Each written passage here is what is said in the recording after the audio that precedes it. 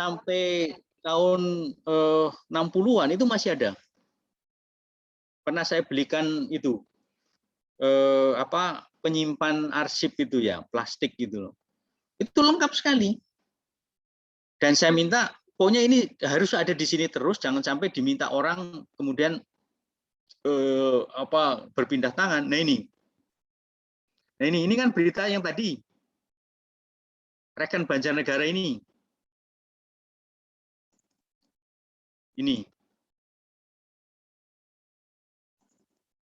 Nah ini.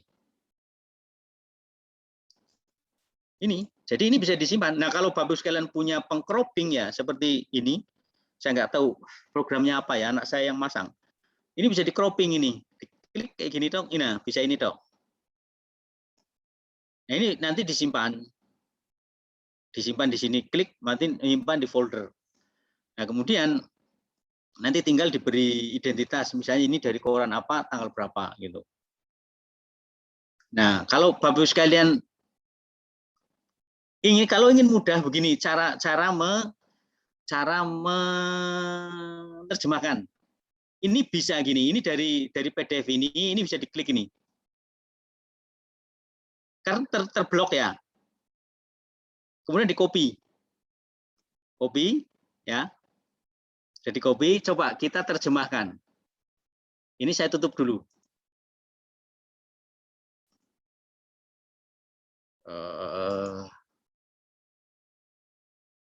Saya tak masuk ke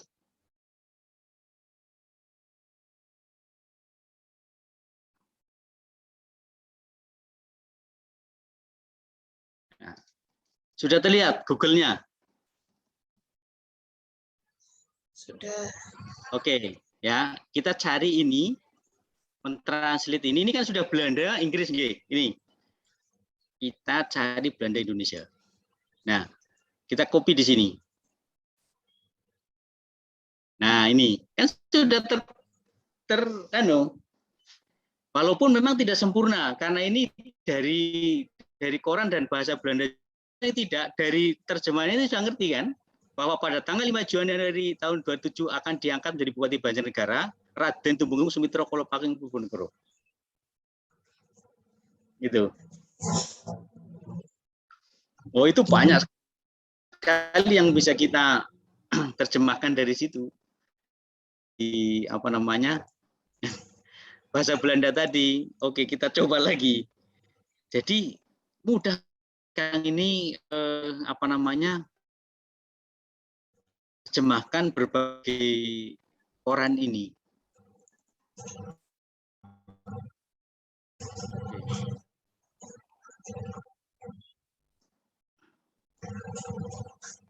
Nah, ini kan ini tadi ya. Misalnya mana lagi? Tinggal pilih kita mau menerjemahkan yang mana. Ini misalnya di blog aja gini, tetapi di download dulu. Kalau yang aslinya ini enggak bisa. Ini dalam bentuk apa? JPG mungkin ini. Harus di download dulu ke dalam bentuk PDF ini, kemudian di blog kayak gini. Nah ini kan, nah translate ini dibuang lagi. Pembunuhan, bukan pembunuhan komunis. Tapi ini paling tidak sudah ada bahasa Indonesianya yang bisa dimengerti, gitu loh. Ini agak tidak tepat, tetapi kita bisa menduga-duga apa sebenarnya ininya isi dari terjemahan ini. Logika komunis. Itu. Jadi silahkan nanti dicoba cara menelusur berbagai sumber-sumber ini. Ya. Nah, kemudian ini dari Arsip Nasional. Sumber-sumber di Arsip Nasional yang sifatnya online. Sudah terlihat, Bapak-Ibu sekalian? Sudah. Arsip Nasional, nggih. Nah, ini kita bisa cari di sini. Saya nggak tahu apakah Banjarnegara ada atau tidak, tetapi ini paling tidak ini adalah arsip-arsip yang bisa ditelusur di arsipnya ini arsip. Ini kan ada search gitu ya. Ada enggak Banjarnegara? Oh, enggak ada. Tapi mungkin nanti bisa apa? Ada sumber-sumber lain yang bisa dicari di sini. Dan ternyata arsip nasional belum semua itu didigitalkan. Nah, ini ada seri perempuan. Nah, kalau kita ingin melihat arsip-arsip yang di arsip nasional ini lewat ini. Lewat atau ini pengungsian penduduk di Jawa. Dulu gimana ngungsinya?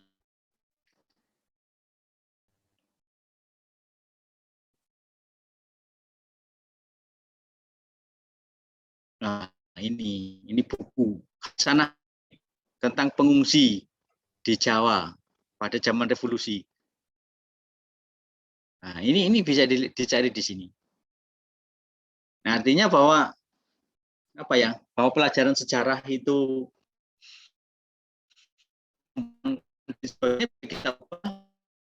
yang kita mengajak apa namanya anak didik kita gitu untuk menelusuri ini semua gitu. Nah, ini untuk yang apa pencarian sumber nih. Jadi pencarian sumber mulai dari mencari sumber di kalangan sekitar kita sampai kemudian apa sumber-sumber online itu bisa kita lakukan. Misalnya sebagai contoh, Bapak Ibu sekalian ingin menulis apa namanya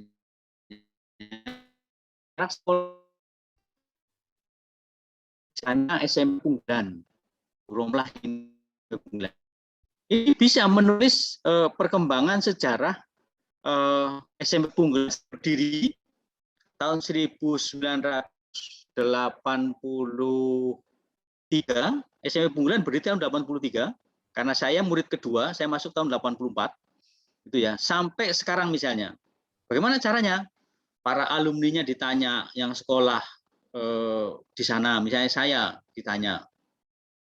Data-data murid itu dicari. Saya punya data murid angkatan saya, SMP Unggulan, tahun 84 itu.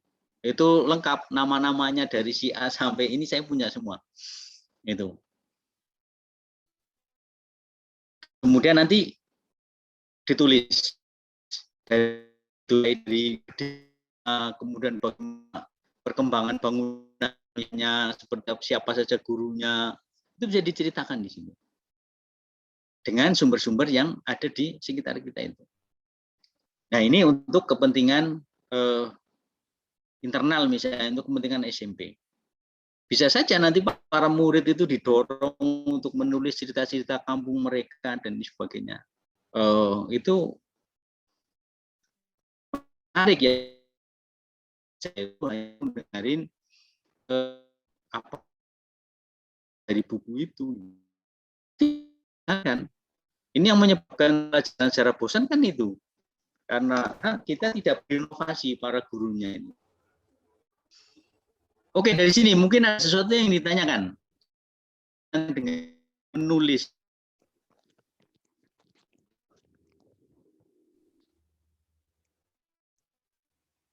Kalau ada.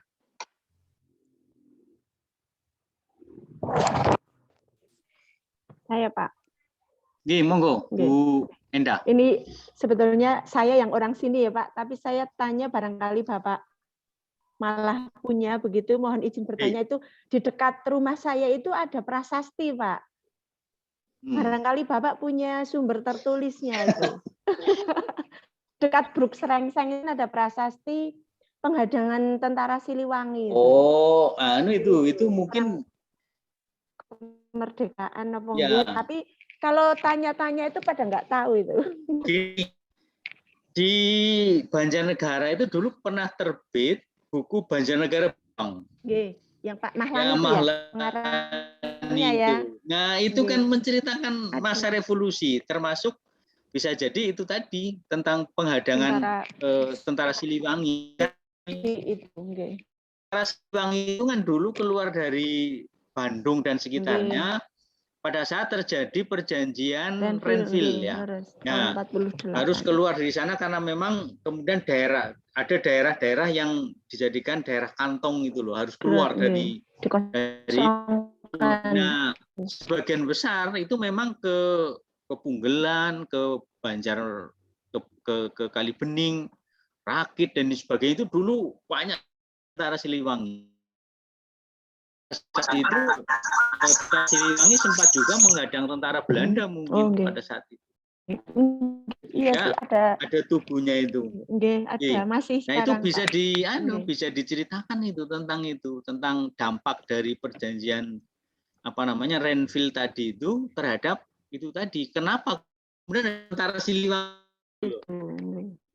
itu bisa disampaikan ke murid-murid saat menceritakan tentang perang kemerdekaan itu. Bahkan misalnya dulu Ibu Suparjo Rustam itu ya, Bu Parjo itu dulu mengungsi itu sampai ke Punggelan itu. Jadi dulu sempat saya ingat waktu saya SMP ada kampanye kampanye Golkar, itu Bu Parjo dia ke sana ke SD Kecepit. Karena katanya waktu mengungsi di situ sempat ya mungkin beberapa hari gitu sempat ikut pelajaran di SD itu. Ya. Cerita tentang revolusi itu ya, itu hampir semua orang tua di kawasan-kawasan yang dulu terpengaruh perang itu mereka punya cerita. Bahkan misalnya saya ingat ya di rumah adik mbah saya itu dulu saya ingat ada seorang nenek-nenek gitu loh, ikut di situ. Kalau tidak salah namanya Tirum. Saya tanya itu siapa sebenarnya. Nah, saya diceritain oleh ibu saya, katanya itu adalah orang yang tersesat pada zaman revolusi. Dan tidak bisa ditanya karena ngomongnya nggak jelas. Gitu. Nah, itu salah satu pengalaman masa lalu yang itu juga bisa kita ceritakan bisa kita tulis gitu ya, untuk bisa dibaca ke anak didik kita itu. Karena memang pengalaman-pengalaman sejarah pada masa lalu itu ya, kalau itu tidak pernah ditulis ya hilang begitu saja. Iya. Gitu. Nah, ini yang terjadi pada kondisi sekarang kalau kita ingin meneliti pada masa lalu. Nah, kemudian yang terakhir terkait dengan menulis. Menulis itu memang bukan pekerjaan yang mudah. Itu. Menulis itu untuk sejarawan ini adalah fase yang paling sulit sebenarnya.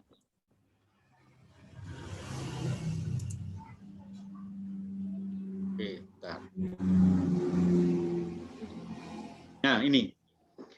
Jadi mempublikasikan hasil riset sejarah itu adalah kegiatan akhir dari proses penelitian sejarah. Nah, di mana tulisan cerita-cerita kita itu harus dimuat ya. Pertama, kalau memang tulisan kita bagus ya bisa dimuat di berbagai jurnal. Tapi untuk kepentingan yang misalnya ya itu dalam rangka untuk mendokumentasi sejarah di tingkat lokal, misalnya di kecamatan dan sebagainya, itu tidak harus dipublikasikan. Gitu. Maksudnya tidak harus dipublikasikan secara resmi. Sekarang ini misalnya blog. Blog itu bisa menjadi media bagi kita untuk memuat tulisan kita. Jadi misalnya kalau misalnya Bu Endah ini misalnya suka menulis, ya tulis hal-hal kecil misalnya ditulis, itu ya supaya tidak hilang, itu dimuat di blog. Blog itu adalah web tapi itu bisa diisi oleh siapapun. Misalnya Medium gitu ya, terus kemudian ada WordPress gitu ya, itu kan blog. Nah, itu bisa ditulis di situ. Atau kalau tulisan kita itu sifatnya juga menghibur dan bisa ingin dibaca banyak orang, misalnya bisa ditulis di Facebook gitu ya. Dalam bentuk tulisan-tulisan pendek. Itu bisa ditulis di Facebook itu. Nah, dengan demikian ya karena kan kalau misalnya kita ingin menulis sejarah-sejarah yang pendek-pendek itu kan di Facebook saya kira cukup gitu ya. Ya nanti akan banyak komen di situ ya bisa membantu kita untuk memperbaiki tulisan kita itu. Tapi prinsipnya bahwa tulisan itu harus menggunakan bahasa yang komunikatif, menggunakan bahasa yang mudah dicerna orang, gitu ya, sehingga orang itu bisa bisa dengan mudah bisa menangkap gitu ya cerita yang kita tulis gitu loh. Dan macam-macam hal-hal yang sebenarnya bisa kita ceritakan dan kita tulis di Facebook itu. Jadi jangan jangan menganggap bahwa sejarah itu sesuatu yang harus rumit, sesuatu yang harus besar gitu. Hal-hal kecil yang bisa diceritakan kalau misalnya sekedar untuk nostalgia dan kemudian membangkitkan semangat atau paling tidak untuk menyimpan berbagai informasi masa lalu dari daerah kita, ya saya kira tulisan-tulisan pendek itu juga bisa dilakukan. Jadi misalnya contoh saja ya, contoh dari ini. Facebook itu kan banyak sekali menjelaskan, menuliskan berbagai pengalaman. Sudah terlihat Facebook? Halo? Apakah Facebook ini sudah terlihat? Belum, Prof. Belum, Pak. Belum. Belum, Pak. Belum. Oke. Ini saya ingin memperlihatkan tulisan-tulisan pendek dari dari Facebook ya. Sudah terlihat? On proses. Oke, Sambun.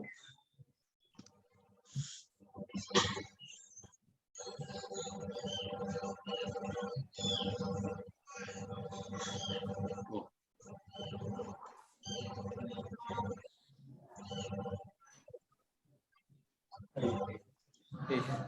Iya.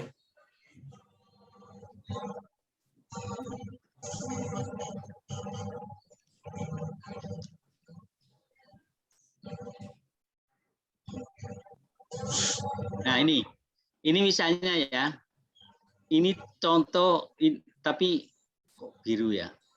Nah ini contoh kenangan saya ketika saya menulis ini bagian dari tentang sekolah TK yang saya tempat saya bersekolah. Kenangan tentang Ibu Armi dan Bu Mur. Saya ini di sini saya menceritakan aktivitas di sekolah TK itu. Kan pendek ini tidak, kalau ditulis itu mungkin sekitar, kalau ketika saya copy ke ya ini tentang lagunya misalnya gitu ya. Kalau saya copy ke ini mungkin sekitar 2 halaman. Ini. Nah, ini kalau 2 halaman banyak kayak gini kemudian dikumpulkan, itu akan menjadi tulisan yang sangat banyak itu. Sejarah tentang di kampung kita gitu ya. Di pengalaman-pengalaman masa kecil yang kemudian diurutkan gitu ya dengan agak biografis semacam itu, ternyata kemudian bisa menjadi bagian dari sejarah tentang kampung kita itu. Sekarang ini kan orang sedang didorong untuk menulis karena berbagai yang terjadi di desa itu bisa menghilangkan masa lalu gitu ya, dan menjadi tidak terlacak, seperti banyak munculnya perumahan-perumahan yang kemudian dengan nama-nama yang nama-nama baru itu ternyata kemudian menghilangkan itu tadi, menghilangkan berbagai dokumen mengenai kampung pada masa lalu itu. Nah, sehingga menurut saya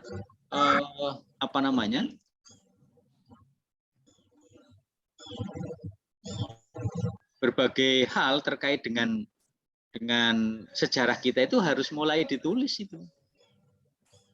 Jadi jangan dibiarkan masa lalu itu hilang begitu saja itu ya.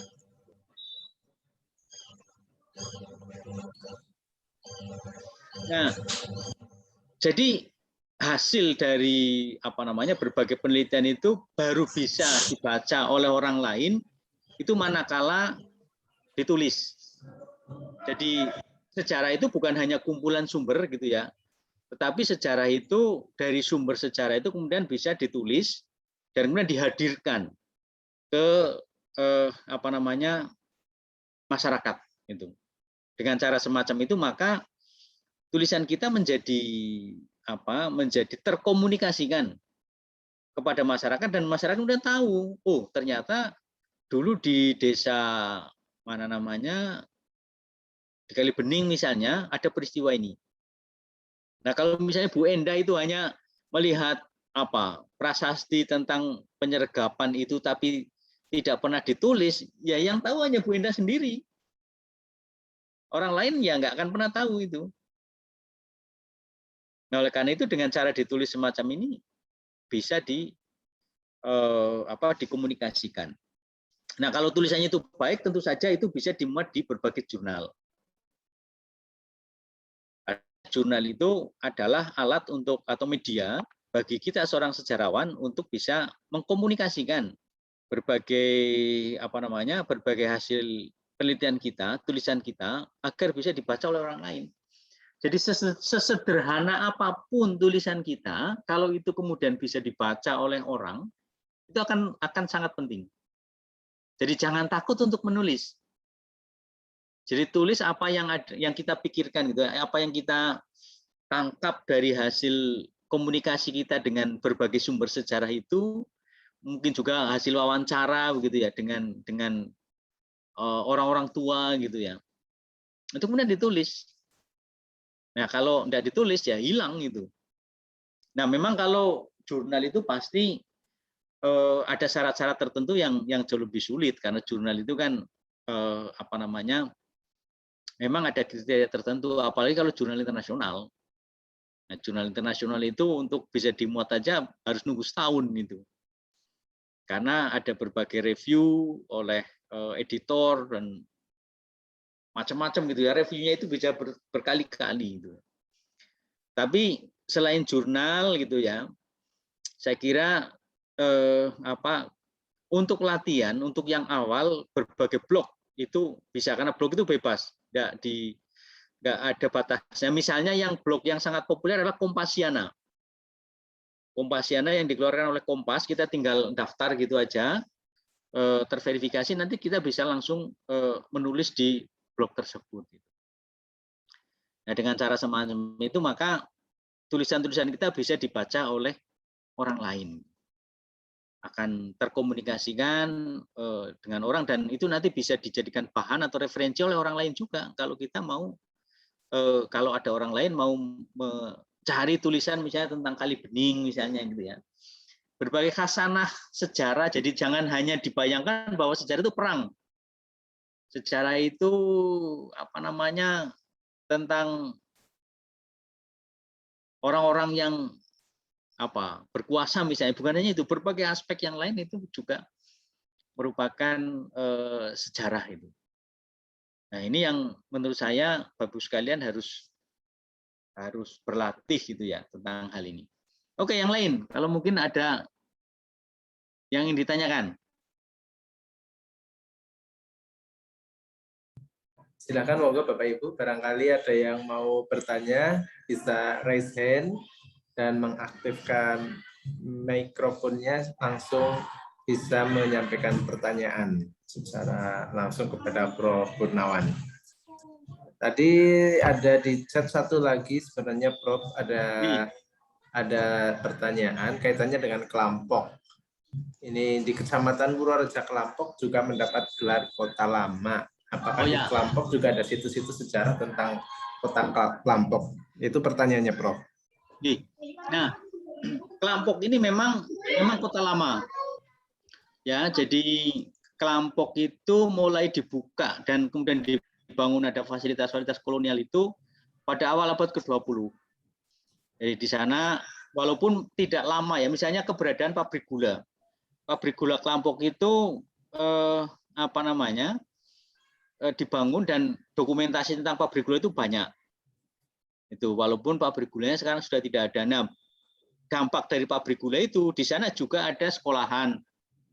Ada kalau tidak salah ILS ya, Europe Lager School gitu ya. Jadi sekolah sekolah dasar berbahasa pengantar bahasa Belanda. Itu fotonya juga banyak. Ya, nah oleh karena itu kalau Klampok ingin ditetapkan sebagai kota lama, ya harus ada referensi tertulisnya. Bukan referensi ya, tapi narasi tertulisnya. Ya, berbagai bangunan yang ada di sana, misalnya apa gitu loh. Jangan sampai oke, Klampok kota lama atau Klampok sebagai heritage itu ya, kota tua misalnya. Tetapi orang nggak tahu loh apa itu Klampok, sebagai apa Klampok gitu ya. Oleh karena itu saya kira teman-teman yang ada di Klampok ya itu bisa menuliskan tentang berbagai hal tentang sejarah Klampok itu. Dengan cara semacam itu orang menjadi yakin, misalnya ada orang berkunjung ke sana bahwa oh ini benar foto Klampok karena ceritanya semacam ini, konteksnya semacam ini. Nah, jaringan kereta api misalnya, kereta api dibelok sampai Klampok itu ya dulu tidak belok ke Purbalingga itu kan karena ada pabrik gula itu. Sehingga dari Banjarsari itu diluruskan agak mencong gitu ke selatan gitu ya. Itu menuju Klampok ya karena itu tadi. Nah, dulu kalau tidak ada pabrik gula mungkin jaringan kereta apinya lurus sampai ke Purbalingga, dari Purbalingga baru belok. Gitu. Tapi karena ada pabrik gula, maka kemudian kereta apinya di situ. Nah, cerita tentang Klampok itu ya bisa tentang itu tadi, pabrik gula. Nah, dulu BLK Klampok itu ya, Balai Latihan Kerja Klampok itu kan semacam laboratorium itu, laboratorium untuk pertanian. Ya, itu juga bagian dari kolonial. Kemudian SD Negeri Klampok 1. Ya, itu juga bangunan bersejarah itu ya. Bagian dari perkembangan pendidikan di Klampok gitu. Nah, itu sehingga berbagai hal itu ya harus diceritakan. Nah, bagaimana menceritakannya? Dengan melihat foto misalnya bisa. Oh dulu di sini ada fotonya kan ada tulisannya Europe Lager School itu. Kemudian pabrik gula Klampok itu juga ada gambarnya, ada fotonya, itu kan bisa diceritakan itu. Nah, berbagai hal yang terkait dengan masa lalu itu harus ditelusur kemudian diceritakan. Jadi jangan hanya sumbernya dicari tapi kemudian tidak diceritakan, ya akhirnya sumber itu sumber mati. Itu ada banyak arsip tapi kemudian tidak diceritakan. Nah, itu maka sumber itu mati. Sebenarnya banyak sekali berbagai peristiwa di Banjarnegara yang itu juga bisa diceritakan. Misalnya proyek pembangunan irigasi di Purwonegoro itu kan dulu kan ambruk itu ya. Nah, itu saya tahu tentang itu dulu bapak saya punya buku kecil sebesar ini. Oh, nggak kelihatan ya. Tebal, kecil tebal, tapi isinya cerita semacam buku harian bapak saya. Nah, di bagian dalam saya lihat ada gambar ini galian gitu ya. Terus kemudian ada sketsa orang meninggal gitu beberapa. Itu bapak saya yang gambar karena ketika itu ambruk bapak saya ke sana. Itu melihat. Nah, itu kan bisa diceritakan tentang bencana pembangunan di Banjarnegara itu. Pak Sagio itu yang pegawai kabupaten itu pernah cerita sedikit tentang itu. Karena dia wawancara dengan orang yang orang tua yang ada di sana itu. Nah, berbagai pernik-pernik semacam itu banyak kejadian-kejadian di berbagai daerah yang penting gitu ya. Yang dianggap penting oleh orang setempat. Nah, itu sebaiknya ditulis gitu. Sigaluh itu kan termasuk kecamatan yang penting ya. Karena itu di dalam bukunya Java Orloh itu ya tentang perang Jawa, Sigaluh itu ditulis Sigaluh itu sebagai tempat perjalanan para prajurit Diponegoro itu yang dikejar-kejar Belanda dan kemudian lewat di kawasan itu. Itu ada laporannya itu. Nah, itu kan tidak pernah orang tahu, tidak pernah terungkap. Nah, itu juga harus bisa diangkat gitu ya. Nah, kan sebenarnya Banjarnegara ini daerah yang kaya di masa lalu, berbagai pengalaman yang mengikuti arus perjalanan Banjarnegara itu banyak. Cuma itu tadi, sejarawan yang Yang mau menulis itu yang enggak ada itu loh. Mas Heni itu ya agak malas nulis itu. Mas Heni ngajar aja itu. Nah saya karena sehari-hari tidak di situ ya. Saya kadang-kadang pulang gitu ya. Kalau pulang kemudian nulis cerita pendek di situ. Saya taruh di Facebook gitu ya sebagai bagian dari kenangan. Misalnya tentang SD Kecepit. Saya pernah menulis di Facebook itu, mungkin nanti bisa dicari. Tentang SD Kecepit itu. Bagaimana, karena SD itu adalah SD tertua di Banjarnegara, ya di kawasan Punggelan ya. Berdiri tahun 1910. Dokumennya masih lengkap. Nama-nama muridnya siapa saja, di situ lengkap sekali. Kemudian pada tahun 50-an, pada zaman politik pemilu itu, SD itu banyak dikirimi brosur-brosur oleh PKI, oleh Mas Sumi, itu masih ada. Itu pernah saya foto itu dokumen-dokumen itu. Ini menunjukkan bahwa khasanah kearsipan di tingkat lokal itu menarik untuk bisa ditulis gitu. Punggelan misalnya, ya SMP Punggelan kan pasti data-datanya kan masih banyak. Kalau misalnya ingin ya proyek pertama dari kegiatan ini menulis sejarah sekolah masing-masing. Itu menarik. Ini Prof, boleh tanya Prof? Iya, monggo. Ini kebetulan kan Prof kan ini ya asli dari Punggelan lah. Saya Iya. memang pernah tanya sama asli sepuh di situ bahwa asal usul Punggelan itu konon ceritanya dulu ada seorang gadis yang berlari-lari gitu terus meninggal karena jatuh terpenggal atau gimana kena tali itu ini sejarah atau mitos Prof? Itu Terima mitos. kasih. Itu mitos. Saya malah baru dengar kali ini. Itu loh. Yang saya orang Punggelan itu enggak ada. Jadi kalau terkait dengan nama tempat itu namanya toponimi ya. Asal usul tempat itu memang agak sulit. Agak sulit. Yang mungkin gampang itu yang saya ingat sekarang misalnya Tirtayasa. Bu Romlah ngerti kampung Tirtayasa? Iya, betul. Yang di timur Pasar Manis ke timur itu, menjelang kecamatan kan ada Tirtayasa. Bu Romlah mungkin nggak tahu siapa itu Tirtayasa, apa itu Tirtayasa. Tirtayasa, ya betul. Nah, Tirtayasa itu sekarang menjadi nama kampung gitu ya. Tapi itu nama orang. Sultan Ageng. Bukan Sultan Ageng, itu nama orang, namanya Kaki Tir. Kaki Tir itu tinggalnya di situ, di tepi dulu ada selokan, ada selokan air yang besar. Nah, tinggal di situ. Kaki Tir itu masih saudara saya. Masih saudara nenek saya ya, karena nenek saya orang Punggelan juga. Nah, dulu Kaki Tir itu punya warung.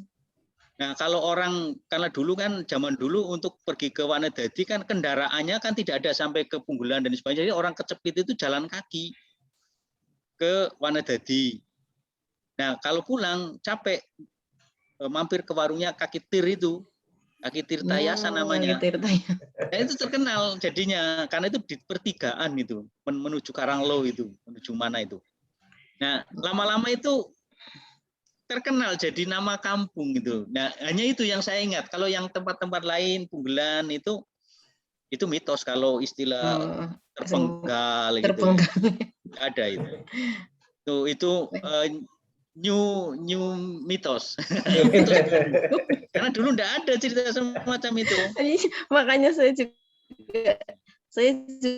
ini Prof, saya bingung mau nanya ini karena saya juga termasuk buat drama nanti tak buat kaitkan itu, dengan jangan bikin drama kayak gitu Bu, itu salah itu. Unsur sara. Iya, itu kita bisa kalau di desa itu kan toponimi itu biasanya yang terkait dengan orang itu jarang sekali. Ya setahu saya Tirtayasa itu memang dengan orang karena Kaki Tir itu. Dulu Kaki Tir itu sering ke rumah saya, ke rumah nenek saya ya. Karena nenek saya itu kan dulu kakek saya cari Karangsari itu. Jadi Kaki Tir itu sering ke situ. Itu saudara nenek saya. Nah, nama-nama biasanya mengacu tumbuhan ya. Tumbuhan itu seperti apa ya? Ya ada nama tumbuhan yang dijadikan tempat. Mandiraja. Mandiraja itu bukan tumbuhan itu. Bukan ya. Mandira bukan Prof. Kayu mandira. Oh mungkin yang, Ada tapi cerita Manjur itu. Raja. Ya, memang agak Menambahkan, susah Bang. menelusur tentang nama-nama Toponim. ini. Karangsari misalnya apa dulu Karangsari?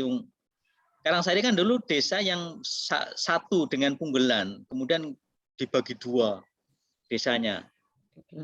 Kakek saya itu lurah kedua, kakek buyut.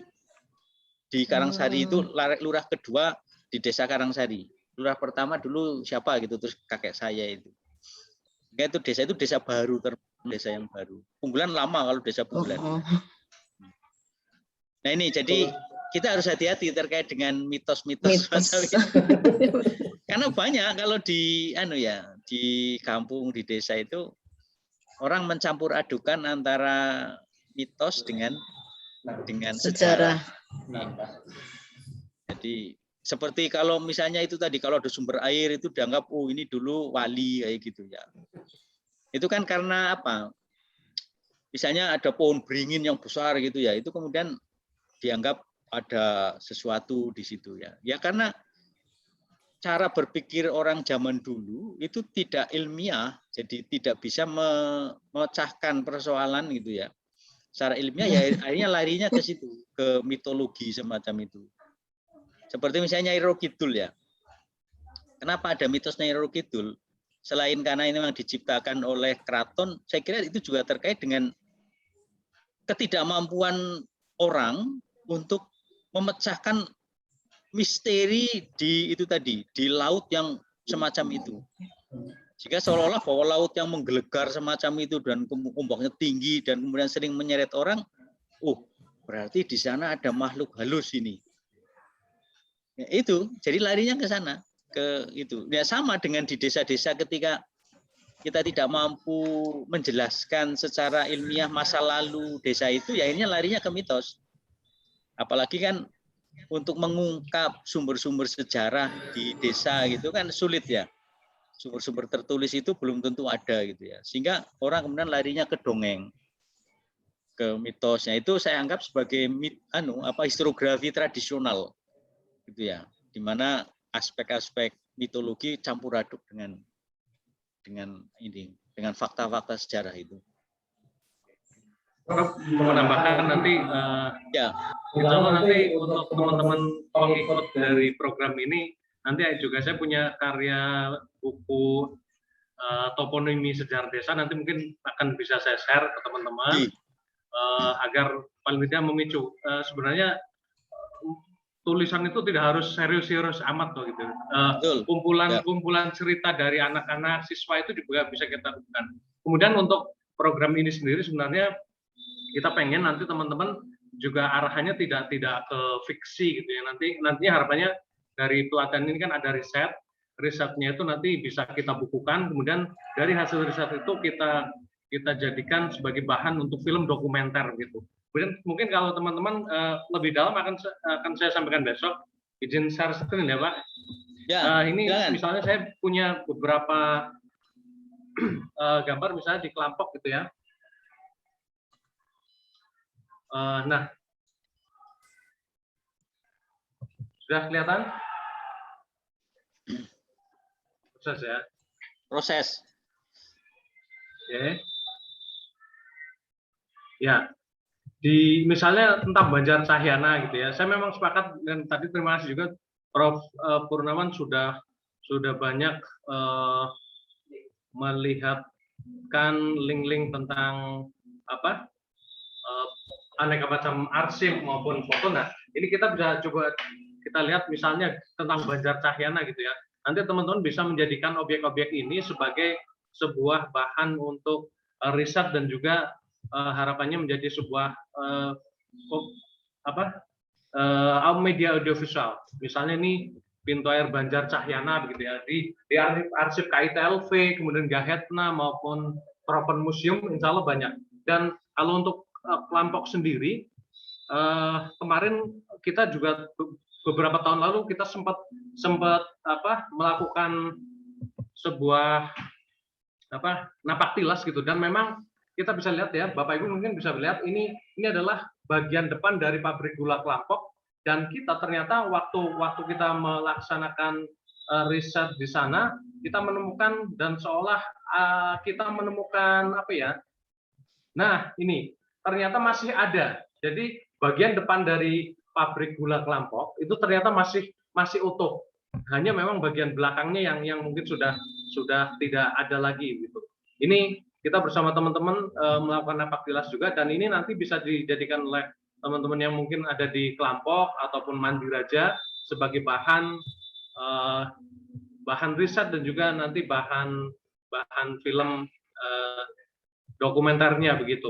Nanti secara teknis kita insya Allah ada pendampingan juga, sehingga nanti harapannya karya teman-teman bisa cukup baik begitu. Nah, ini bisa dilihat ya pabrik gula Kelampok, dan apalagi nanti ketika teman-teman bisa menambah dengan khasanah arsip yang tadi sudah disampaikan Prof. Purnawan, dan harapannya nanti Prof. Purnawan juga tidak segan-segan untuk mau membantu teman-teman yang mau konsultasi, misalnya Prof, saya mau mengulik tentang arsip pabrik gula Kelampok kira-kira di mana ya gitu, atau Prof. Purnawan punya nanti sebagai bahan pelengkap untuk riset maupun untuk visual dari film kita. Begitu Prof. Oke, saya kira juga begini ya, Bapak Ibu sekalian itu juga bisa menceritakan berbagai khasanah, berbagai sejarah di tempat Bapak Ibu sekalian, juga bisa menanya ke orang-orang perspektif mereka tentang sejarah yang akan ditulis itu apa gitu loh. Jadi tidak harus apa ya, sangat formal enggak gitu loh. Karena kan masyarakat itu kan juga menangkap masa lalu itu juga dari perspektif mereka juga gitu loh. Jadi misalnya tentang Jenggawur misalnya ya, mungkin ada orang yang punya kenangan tentang Jenggawur itu. Nah, apa bisa ditanya itu? Nah, itu bisa dimasukkan ke dalam naskah-naskah yang akan dibuat itu. Jadi kenangan tentang Jenggawur misalnya, saya dulu suka ngarit di sini nih. Gitu. Bahkan dulu bisa masuk terowongan ini jedul di sana misalnya. Bisa saja itu. Jadi sejarah tapi dari pengalaman-pengalaman yang dialami oleh orang-orang, oleh masyarakat gitu pada masa lalu. Jadi apa ya, kalau menurut saya itu sejarah itu harus didemokratiskan gitu ya. Jadi jangan, kalau sejarawan itu kan, kalau saya misalnya ya nulis dari perspektif saya terus, nggak bisa. Untuk urusan-urusan yang itu bahwa alirannya masyarakat Mas Kresno Brahmanti itu sejarah publik gitu ya Prof. Ya itu salah satunya. Harus digalakkan. Betul, jadi sejarah dari perspektif masyarakat yang mengalami, yang melihat gitu ya, tentang berbagai peninggalan masa lalu itu gitu. Kalau saya sih ya inginnya sejarah itu ditulis dengan ini, tapi kan nggak menarik gitu kalau perspektifnya semacam itu ya. Memang untuk kalangan akademis oke lah gitu, tapi untuk sejarah sebagai hal yang harus diperlihatkan kepada masyarakat luas, maka perspektif masyarakat itu juga harus dimasukkan ke dalam karya-karya sejarah itu. Film-film pendek itu bisa dibuat, gitu. Tentang output dari kegiatan itu salah satunya adalah film pendek, Prof. Oh, itu malah menarik sekali itu. Jadi misalnya kaitannya dengan saya sebut sebagai terputusnya sejarah kolonial, misalnya dengan itu tadi fenomena bendungan bendungan BTW itu yang kemudian nanti terputus oleh bendungan itu, bendungan Jenderal Sudirman itu kan juga menarik.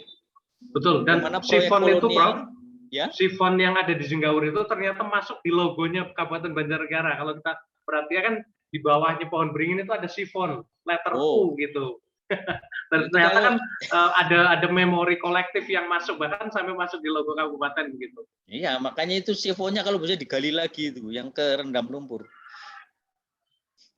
Karena itu termasuk proyek besar. Itu kalau ditelusur ya, dimasukkan Banjar Cahyana Werken di Delper tadi, nanti akan muncul tulisan-tulisan mengenai itu.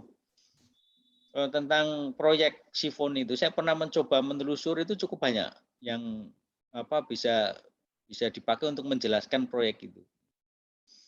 Sehingga saya dulu pernah nulis saya lupa itu, pokoknya tentang kolonialisme, sisi terang kolonialisme di Banjarnegara di Banyumas itu ya. Ya itu salah satunya saya cerita tentang itu juga. Jadi Bapak Ibu sekalian, prinsipnya jangan pernah takut untuk menulis. Jangan pernah takut salah gitu ya. Sejarah itu oke, kita mencoba mencari kebenaran, tetapi sebelum kebenaran itu benar-benar ditemukan, berbagai trial terkait dengan itu bisa dilakukan. Jadi misalnya Bapak Ibu sekalian menulis, ternyata kemudian ditemukan sumber baru dan orang lain kemudian meluruskan, ya enggak masalah. Jadi sejarah itu prinsipnya saling mengisi, saling mengingatkan dalam tanda kutip ya, antara bahwa ini ada temuan baru, bahwa ini ada narasi baru gitu, enggak masalah itu. Hal semacam itu. Ya saya sendiri sih inginnya bisa ke Banjarnegara, ketemu dengan Bapak Ibu sekalian, ngobrol-ngobrol gitu ya. Tapi ini berhubung Semoga suatu saat, Prof. Nanti suatu saat lah saya nanti bisa ke Banjar. Oke. Monggo kalau masih ada. Baik, Bapak Ibu sekalian, nampaknya apakah masih ada yang ingin ditanyakan? Ini mumpung Prof. Gunawan masih mempersilahkan, oke, karena nampaknya ini apa yang disampaikan oleh beliau tadi bahasa kerennya daging semua gitu.